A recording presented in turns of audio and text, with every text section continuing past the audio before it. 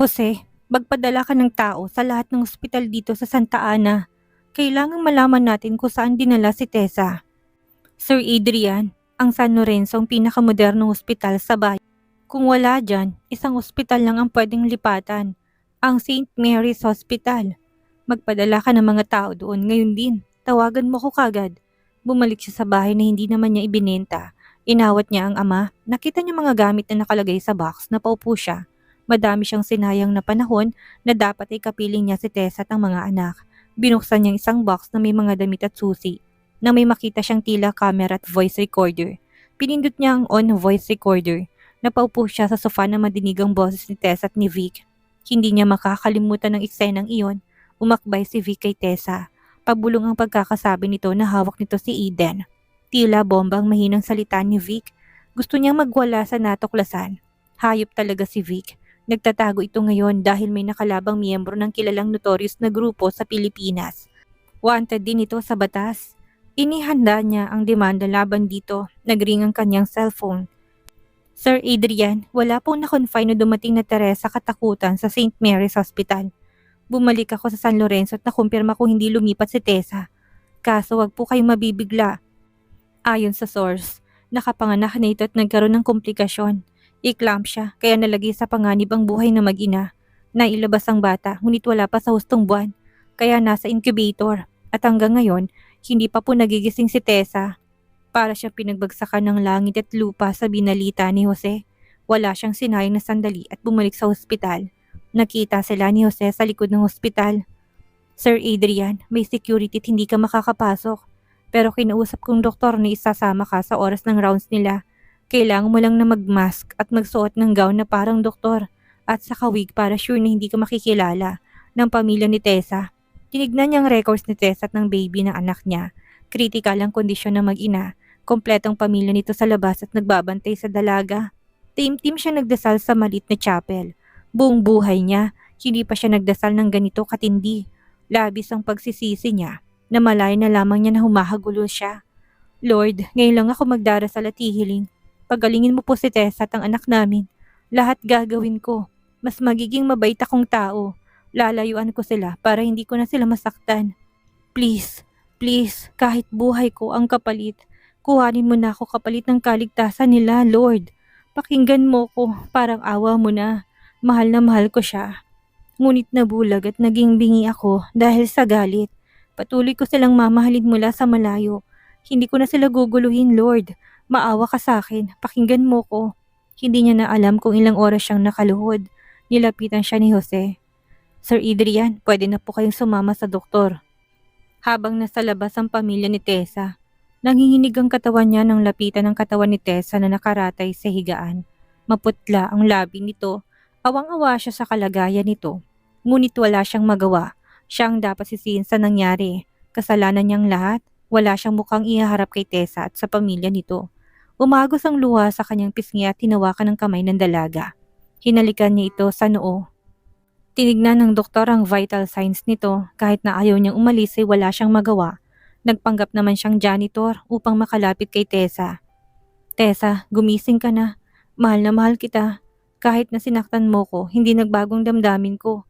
Sana nadidinig mo ko. Nagsisisi ako kung bakit hindi ako kagad naniwala sa'yo. Nagsisisi ako kung bakit ngayon ko lang sinasabi sa'yo ang lahat ng ito. Gumising ka na, please. Lumaban ka para sa mga anak natin. Hindi mo man ako makakasama. Palagi ako nasa tabi mo. Humagulhol na siya. Pangako, patuloy kitang mamahalin mula sa malayo. Pero huwag kang mag-alala, sa kabilang buhay hanapin kita. Doon hindi kita sasaktan. Tumayo siya tinalikan sa pisngi si Tessa. Sumasama na din siya sa nurses kapag nagpupunta sa kwarto ng dalaga. Nagkaroon siya ng pagkakataong masilip ang bagong silang na sanggol. Umiiyak siya nang masilayan ng anak na nasa incubator. Baby boy, maayos na daw ang kalagayan nito, ang sabi ng pediatrician. Napakawalang kwenta niyang ama. Wala siya sa mga panahong kailangan siya ni Tessa. Gabi na, umuwi si Mami Michelle upang kumuha ng gamit. Nakita niyang naiwan ng 2 bodyguards. Nasa labas naman si Tatay Rudy at may kausap sa telepono. Sinamantala niya ang pagkakataon, nagbihis doktor siya. Agad siyang lumapit kay Tessa, hinimas niyang buhok nito. Tessa, kumusta na? Gumising ka na? Hinihintay ka namin. Ako, si Eden at si Baby. Huwag mo kaming iiwan kasi hindi namin kayang wala ka. Mahal na mahal ka namin. Sorry sa mga kasalanan ko. Patawarin mo ko. Hindi ko sinasadya. Naalala mo nang una kitang makita. Nagagandahan na ako sa'yo dati pa kahit na luma ng damit mo at buhol-buhol ang buhok mo. Hindi ko makakalimutan nung nalaglag ang panty mo sa swimming pool. Ewan ko ba, hindi ka mabura sa isip ko. Nakangiti niyang sabi kahit na may luha sa mga mata. Bilang Salome, una kitang nakita sa restaurant habang kasama ko si Isel. Nawalang concentration ko sa menu nang hindi ko ipinahalata. Mas maganda ka pa kay Hazel. Ang bango mo pa. I actually can control myself kahit na may drogang nainom ko pero pinili kong angkinin ka. Kaya ka ba lumayo ay dahil buntis ka kay Aiden?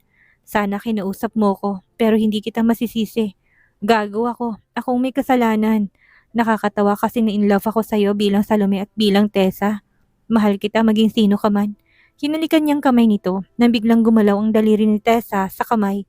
Tumunog ang alarm system ng monitor sa tabi ng kama ni Tessa. Nagdatingan ang mga doktor at nurse, nagimbal siya nang mapatingin sa flatline ng heartbeat monitor. Handa siyang ipagpalit ang buhay makaligtas lamang si Tessa.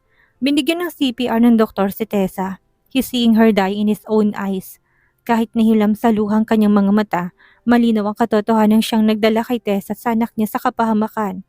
Halos tumigil sa pagtibok ang puso niya ng manatiling flatline ng heartbeat monitor. Ginamitan ng electric shock si Tessa. Taimting siyang nananalangin sa Panginoon ng kaligtasan para kay Tessa, ang babaeng pinakamamahal niya.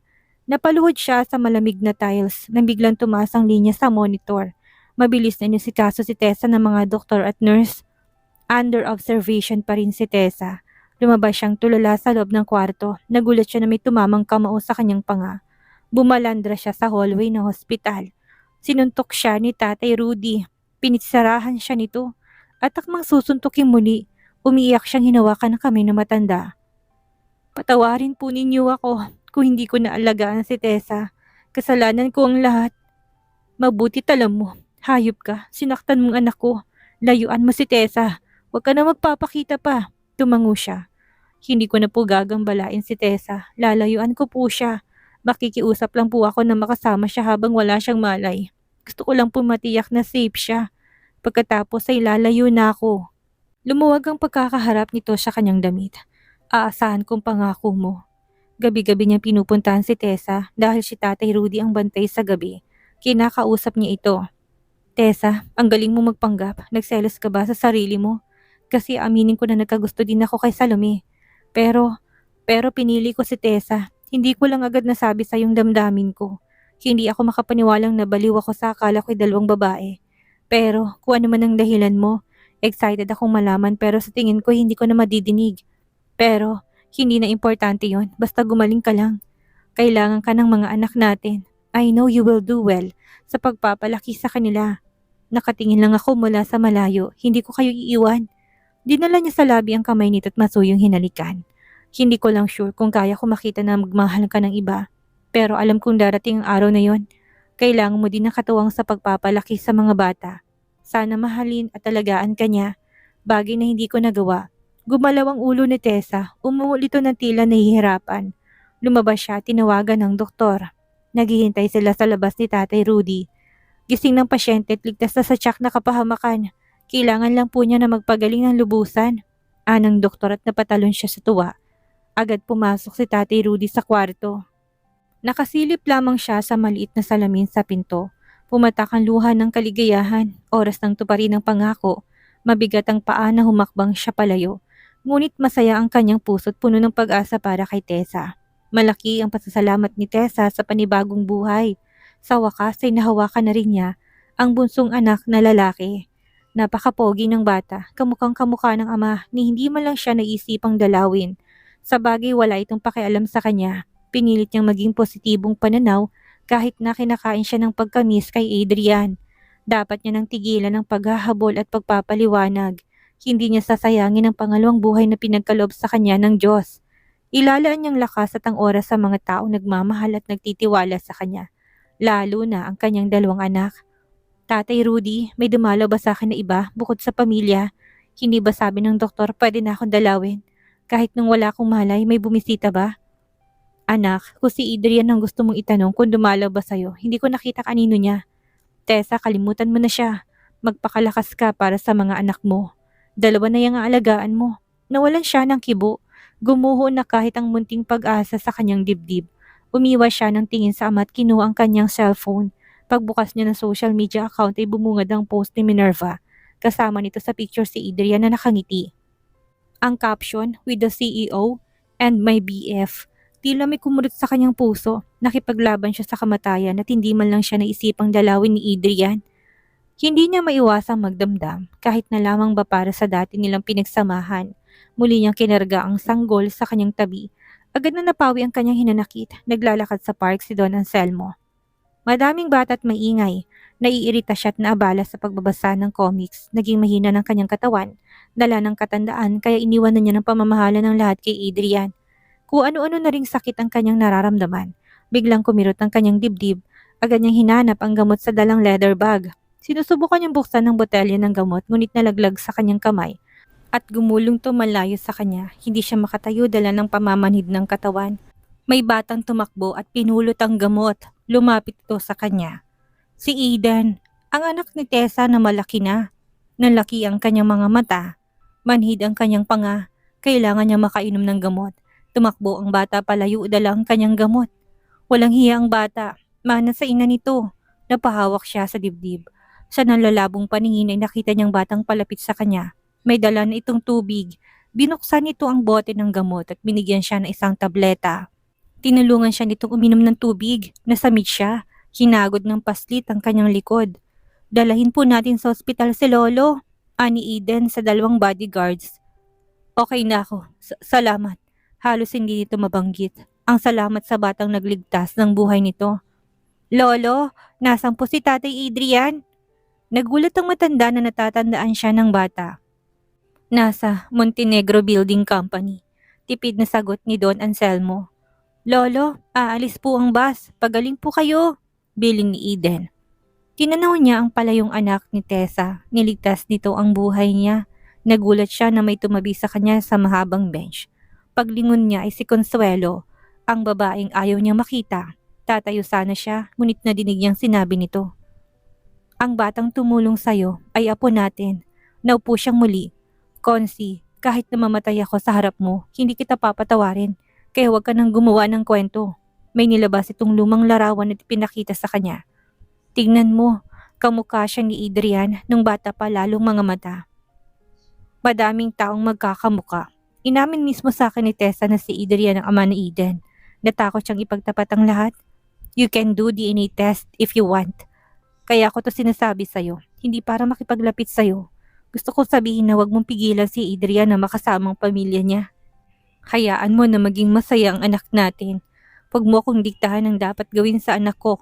Anselmo, parehas tayong nagkulang noon. Huwag mong isisi sa akin ang lahat. Shut up, umalis ka na. Dadalahin ko hanggang kamatayan ang galit ko sa'yo. Go ahead, huwag mo lang hayaang mabuhay si Adrian sa kalungkutan. Maawa ka sa anak natin. Tinawagan niya ang driver upang ihatid siya sa Montenegro Building Company. Nakita niya si Adrian na nanonood ng video footages ni Eden, ni Tessa at ng baby. Nakangiti ito habang kumakain ng tanghalian. Madalang niya makitang masaya ang anak. Malapit na siyang pumanaw. Kailangan ni Adrian ang pamilya. Dad, kain po. Gusto niyo bang magpadala ko dito ng lunch para sa inyo? Busog pa ako. Bakit nagtsatsaga ka sa video? Bakit hindi mo sila puntahan? Aniya. Kumunot ang noon ni Adrian sa sinabi ng ama. Dad, bago yan sa pandinig ko. Umupo siya sa harapan ng anak. Naisip ko lang. Hindi ka na bumabata. Kailangan mo ng pamilya. Inspirasyon upang ganahan ka lalong magpursige sa buhay. Ganado po ako. They are okay without me. Baka kapag lumapit ako ay masaktan lang at magulo ang buhay nila. Kontento na ako sa palihim na pagsubaybay sa kanila. Nandyan si Jose at ang kanyang team na nakamonitor sa mag-iina ko. May nakapasok na rin akong yaya at kasambahay sa mansyon nila Tessa. Naduduwag ka ba na lumapit sa kanila? Huwag mo kong gayahin. Duwag na muling patawarin ng iyong ina. Dad, panahon na upang mag-usap kayo at magkapatawaran. Nakaraan ng lahat. Forgive and forget. Nagsisisi na siya sa nagawa niya noon at sinasabi ko rin ito sa aking sarili. Bilang anak, alam kong parehas kayong nagdurusa sa mga maling desisyon ninyo. May punto ka, sa edad ko na ito, ang hirap na magalit. Inaatake na ako kagad. I need to handle my emotions. Sasama ko sa isang retreat upang mas mabagong pananaw ko sa buhay. Dad, hindi pa huli ang lahat upang hanapin ang kaligayahan. At ikaw, bata ka pa. Huwag mo't patagalin pa. Manligaw ka ulit kay Tessa. Nagliwanag ang mukha ni Adrian sa nadinig. Bumaba si Adrian ng building upang dumalo sa meeting. Hinabol siya ng receptionist. Sir Adrian, may bata po naghahanap sa inyo. Tatay Adrian! Napalingon siya sa pinanggalingan ng boses. Nakita niyang tumakbo ang bata palapit sa kanya at yumakap. Nakatingin ang mga empleyado sa mag-ama. Aiden, kamusta? Ang bilis mong lumaki. Okay naman po. Bakit pong tagal ninyong bumalik? Naging mailap ang mga mata niya. Paano ka nakapunta dito? Baka hinahanap ka na sa inyo. Nakikita po ninyong katabing building? Tinignan niyang tinuro nitong malaking convenience store. Pumasok po ako dyan at bumili kunwari. Dumaan ako sa exit kaya sandali lang po ako. Baka hanapin ako nila kuya. Ano pong bagong cellphone number niyo? Mag-message po kayo kapag pupunta kami ni Yaya sa palaruan. Agad siyang kumuha ng papel at ballpen. Sinulat niya ang personal contact number. Bumulong siya sa sekretary at pinakuha ng stuffed toy sa opisina. Aiden, palagi mong dalahin ang teddy bear na to ha. Salamat po pero hindi na po ako bata. Gusto ko pong makasama kayo. May baby boy na tayo. Kamukha niyo po. Kasong kulit, iyakin pa. Hindi niya alam ang sasabihin sa anak. Aiden, umuwi ka na. Mag-message ka sa akin. Huwag mo munang sasabihin kay mama mo na nagkita tayo. Hindi pa rin po kayo bate. Ang tagal naman po ng away niyo. Nakasimangot na sabi nito. Malaki na nga talaga si Eden. Ginulo niyang buhok nito. Sige na, at baka hinahanap ka na ng security. Oo nga po, tumatawag na sila. Sige po, bumalik na kayo sa amin ha. May namuong luha sa kanyang mga mata nang tanawin ng anak na tumatakbong pabalik ng tindahan. Nagsalin siya ng alak sa baso at mabilis itong ininom. Nangungulila siya kay Tessa sa mga anak. Binuksan niya ang laptop. Live ang CCTV na nakabit sa yaya ng baby kaya kitang-kita niyang anak. Nakasunod siya sa bawat araw. Si Eden naman ay naka-CCTV din sa school. Malaking halagang binigay niya sa paaralan upang payagan siyang makuhanan ng anak. Si Tessa naman ay nakikita niya tuwing kakausapin ng yaya at kasambahay na kasakpakat din niya. Kahit nakikita niya mag-iina araw-araw ay hindi pala sapat upang maibsan ang pagkamiss niya sa mga ito. Gusto niyang makasama, mayakap at mahagka ng kanyang pamilya. Ang teddy bear na binigay niya kay Aiden ay may CCTV camera. Nakita niyang anak na nakatingin sa teddy bear. Maya-maya nadinig niyang tawag ni Tessa kay Aiden. Dala nitong laruan sa kwarto ng ina. Nag-usap ang dalawa. Nakikita niya si Tessa na nakangiti habang kausap ang anak. Nahawakan niyang screen. Miss na miss niya na ito. Maya-maya pa may nadinig siyang pagsarado ng pinto. Ngunit naiwan ng teddy bear sa kwarto ni Tessa. Nalaki ang mata niya na mag-umpisa itong mag-alis ng damit. Kinakabahan si Adrian na makitang inalis ni Tessa ang pang-itaas na damit. Naibaba niyang laptop ngunit unti-unti din itong itinaas. Nabutan niya ito na nag-aalis ng skirt. Labis ang pag-init ng kanyang katawan. Dumukwang si Tessa, malapit sa teddy bear. Nakatutok ang kamera sa dibdib nito. Naisara niyang laptop, mabilis siyang nagpunta sa banyo at naligo ng malamig na tubig. Nakatapos siyang maligo. Nakaraos din siya kapiling si Maria at ang mga alaala nila ni Tessa. Muli niyang binuksan ang CCTV. Nakita niya nakahiga si Tessa. Kausap nito si Eden. Malamang ay yakap ng anak ang teddy bear. Kitang-kita niya si Tessa na parabang katabi lamang niya. Naiiyak na hinawakan niyang screen. Sana makapiling na sila ng magiging isang buong pamilya. Maganda ang gising niya ngayong umaga kumpara sa mga nagdaang araw. Baka dahil sa nasilayan niya kagabi. Napangiti siya. Nabuti na lamang at naibigyan niyang teddy bear kay Eden. Kinuha niyang cellphone. May mensahe galing kay Eden. Tatay Adrian, mamayang 3 p.m. po pupunta kami ni Mama sa mall. Ni Ninang Sandra kasama si Baby Alejandro. See you po sa palaruan. Na-excite siya. Madaling lumabas ang mag-iina. Makikita niyang mga ito. Kailangang pagplanuhan niyang mabuti. Tsak na may security tong kasama. Kinausap niya si Jose upang magplano para mamaya. Nagkita sila ni Jose sa van. Anong plano? Bungad niya. Excited siyang makalapit lalo na sa bunsong anak. Kamukha niya sa video kaso hindi pa niya nakikita ulit ang baby. Ang huling kita niya noong nasa incubator pa ito at 4 na buwan nang nakakalipas.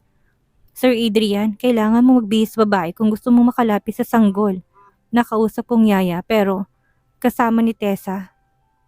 Kaya hindi basta-bastang makakalapit. May 3 guards din nakasama. Wala siyang hindi gagawin para sa anak. May kasamang makeup artist si Jose. Sinuutan din siya ng wig. Hindi niya makilalang sarili sa salamin. Nakadress din siya. Nga pala Sir Adrian, parang may prop. Isama mo tong pamangkin ko. Huwag kang mag-alala at aral ito ng batang ito. Pinagdala din siya ng bag. Mahirap pala maging babae. Ang daming bitbit. Sir Adrian, ayusin yung paglalakad ninyo. Ipitin yung boses. Alam ng yayang plano. Basta nalingat si Tessa, ipapabuhat sa yung sanggol. Nakapwesto na sila nang dumating si Tessa at ang mga anak nito. Kumabog ang dibdib niya na masilayan ng magandang mukha ng babaeng pinakamamahal.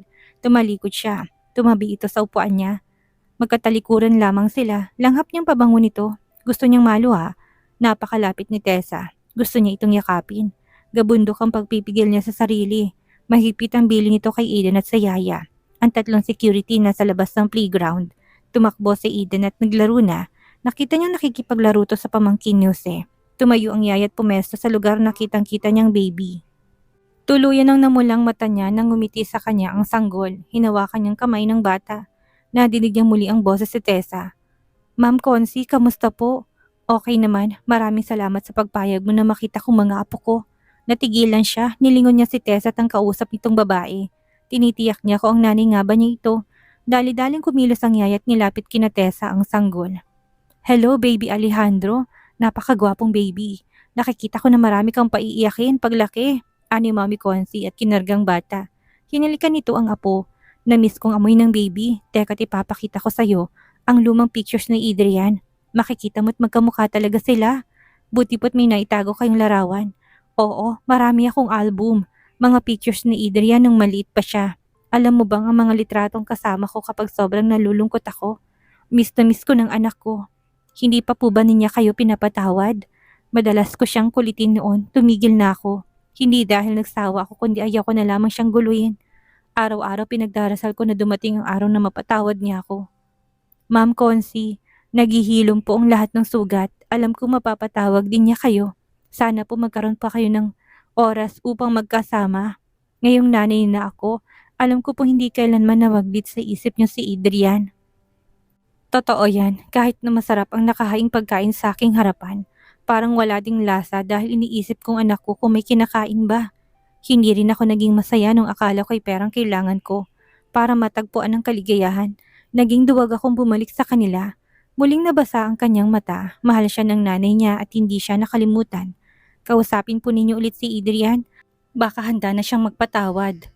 Tessa, nagkausap na ba kayo ni Adrian? Pasensya na po. Ayoko po sanang pag-usapan ng tungkol sa amin. Parang may patalim na tumarak sa puso niya nang madinig ang sinabi ni Tessa. Galit ito sa kanya. Bakit hindi na muna kayo mag-usap para magkaliwanagan kayo? Alam mo, totoo ang sinasabi ng matatanda na ang pagsasabi ng tapat ay magsasama ng maluwat. Dapat kang maging matapat at matapang sa pagsasabi ng damdamin mo. May mga bagay po talaga na hindi nakalaan. I know he's happy now. At masaya na din po ako. Bumigat ang kanyang pakiramdam. Tila siya suman sa sikip ng dress na pinasuot ni Jose kaya nabuksan ang zipper nito sa likod. Tumayo na muna siya upang ayusin ang damit niya sa CR kasi bigla siyang nalito kung saan ba siya papasok. Pumunta siya sa comfort room para sa mga babae. Mabilis lang namang isara ang zipper. Humarap siya sa malaking salamin. Anak ng tokwa, hindi niya maisara ang zipper sa likod. Hindi niya maabot. Wait miss, tulungan kita. Anong pamilyar na boses ni Tessa. Nagtamang kanilang paningin sa salamin.